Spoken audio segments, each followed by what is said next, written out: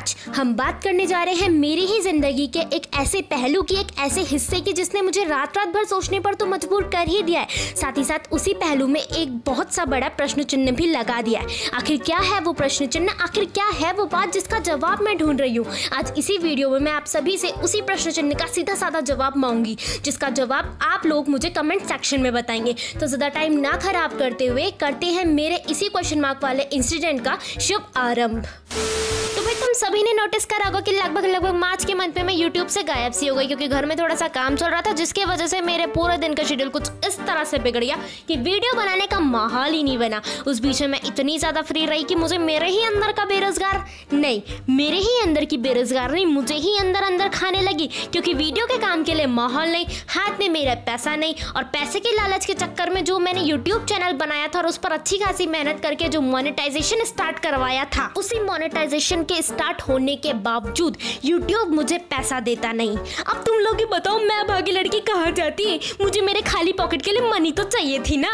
तो भाई हुआ यूं कि इसी कंकाली के माहौल में मेरे पास एक अवसर आया, जिसमें मुझे दिन के 2 घंटे देने थे और महीने के 3000 मिलने वाले थे। वो अवसर था गुरु बन के शिक्षा देने का, परंतु स्कूल में नहीं, घर में होम ट्यूशन का। बच्चा 7th क्लास का था और 7वीं क्लास से ही मेरी फटी पड़ी थी, क्योंकि मैं खुद एक एवरेज स्टूडेंट से भी गई बीती थी, परंतु पैसों का लालच इतना था कि मैं उस बच्चे का भविष्य बिगाड़ने भविष्य बनाने के लिए तैयार हो गई, और मैं रोज उसके घर जाने लगी और उसको पढ़ाने लगी। ऐसे ही पढ़ाते पढ़ाते एक दिन उस बच्चे की मम्मी मेरे पास आई और बोली, तुम मेरे बेटे को कुछ भी पढ़ाओ, परंतु मेरे बेटे को आर्यभट्ट बनाओ। समझ रहे हो आप? समझ रहे हो? नहीं। उस बच्चे की मम्मी का ये कहना था कि मेरे बेटे को तुम रोज कुछ पढ़ाओ या ना पढ़ाओ, लेकिन मैथ्स जरूर पढ़ाओ। और यही बात मेरे लिए सबसे ज्यादा समस्याजनक थी, क्योंकि मैंने खुद 10वीं तक मैथ्स विंग रैंक के पास करी थी, परंतु ये बात उस बच्चे की मम्मी को तो पता नहीं थी। तो मैंने भी कॉन्फिडेंस से बोल दिया कि आंटी आप चिंता मत करो, मैं आपके बेटे को आर्यभट्ट बना कर रहूंगी, चाहे खुद की मेरी मैथ्स भाटे मारने लायक हो, परंतु मैं आपके बेटे को आर्यभट्ट जरूर बनाऊंगी। और ये चीज मैंने उन आंटी के सामने तो बोल दी, परंतु इसी बात से घर आते आते मेरी गंदी वाली फट गई, और मैंने सोचा कि अब मैं क्या करूंगी। फिर मेरे दिमाग में एक आइडिया आया कि मुझे पहले खुद YouTube से पढ़ना चाहिए और फिर उस बच्चे को पढ़ाना चाहिए। फिर क्या, पहले मैं खुद YouTube से पढ़ती, फिर मैं उस बच्चे को पढ़ाने जाती, परंतु वो आंटी इतनी से खुश नहीं थी। वो मुझे कभी शाम को पढ़ाने बुलाती, तो कभी दिन में पढ़ाने बुलाती, कभी दिन में मन नहीं हुआ तो सुबह पढ़ाने बुलाती। उसमें भी अगर मैं उनके बच्चे को 2 घंटे एग्जैक्ट टाइम नहीं देती हूँ, अगर 2 घंटे से 10 मिनट पहले भी छोड़ देती हूँ, तो वो आंटी मुझे समय का पाबंद होना सिखाती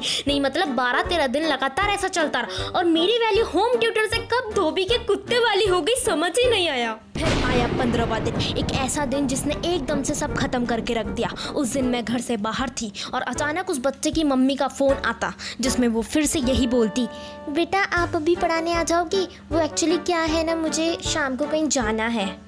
मैं भी बाहर थी। मैंने मनी मन में सोचा कि मैं भी तो बाहर हूँ, तो मैं कैसे जा सकती हूँ पढ़ाने के लिए। मैंने उनको यही बोला, आंटी वो एक्चुअली अभी मैं बाहर हूँ तो मैं नहीं आ पाऊँगी।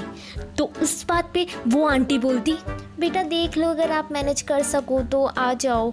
मेरी यहाँ पे खिसकी, भाई मैं भी तो बाहर हूँ, तुम मैनेज नहीं कर रहे हो तो मैं कैसे मैनेज करूँ। मैंने उन आंटी को यही बोला कि भाई आंटी आपका और मेरा टाइम सेटलमेंट कभी नहीं बैठ सकता, तो आप एक काम करो, आप ट्यूटर चेंज कर लो, मेरे से ये नहीं हो पाएगा, मैं आपके बच्चे को बिल्कुल नहीं पढ़ा पाऊंगी। फिर पता है वो आंटी क्या बोलती, वो ये बोलती कि अगर बेटा आपको पढ़ाना ही नहीं था तो आपने मेरे बेटे के 15 दिन वेस्ट क्यों किए। अरे भाई 15 दिन उसके बेटे के वेस्ट हुए थे या मेरे वेस्ट हुए थे? भाई मैंने अपना 100% उस बच्चे को दिया, साथ ही साथ अपना 50% डाटा भी दिया है। 50% डाटा कैसे?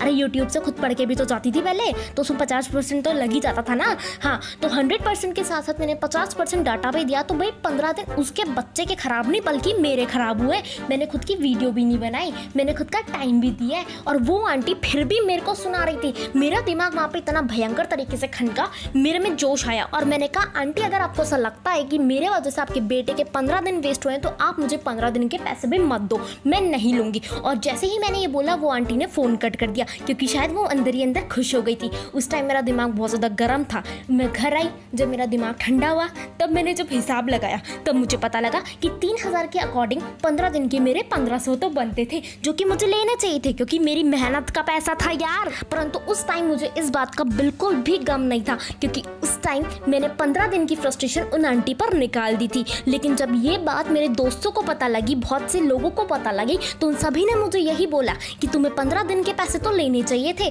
मतलब 1500 तो बहुत बड़ी बात होती है। और सच में मैंने खुद ये सोचा कि मेरी खाली पॉकेट के लिए 1500 तो बहुत बड़ी बात थी। अब मैं ये सोच रही हूँ कि सच में मैंने 15 दिन के पैसे ना लेके बहुत बड़ी गलती कर दी है, क्योंकि मैं जोश में होश खो बैठी। और मुझे इसी का आंसर चाहिए, तुम लोगों से प्लीज़ बता दो कि मुझे 15 दिन के पैसे लेने चाहिए थे कि नहीं।